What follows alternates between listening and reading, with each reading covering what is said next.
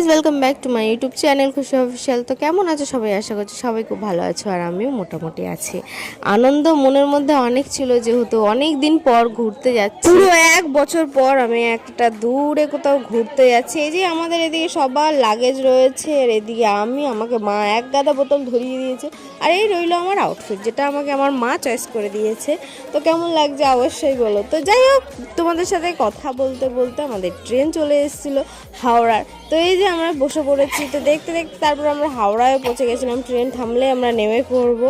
তো এই যে হাওড়ায় নেমে কিছুক্ষণ খাওয়া দাওয়া করে তারপরে আমরা সবাই মিলে ট্রেনে উঠে পড়লাম। তো আমি ভীষণ এক্সাইটেড। তো এই যে ট্রেন ছেড়ে দিয়েছে, ভীষণ এক্সাইটেড, ভীষণ। তারপরে এই যে অনেকটা পথ পেরিয়ে তারপরে মার হঠাৎ করে শরীর খুব খারাপ হয়ে গিয়েছিল। যে এক্সাইটমেন্টটা ছিল সেটা আর ছিল না, বিকজ মার শরীর খুব খারাপ হয়ে গেছিলো। মা মানে ঠিকই হচ্ছিল না, মানে অনেকটা জার্নিং করার পর হয়তো এইটা হয়েছিল আই থিঙ্ক। মাকে বলছিলাম এটা খাও ওটা খাও, মা বলছিল কিছুই না।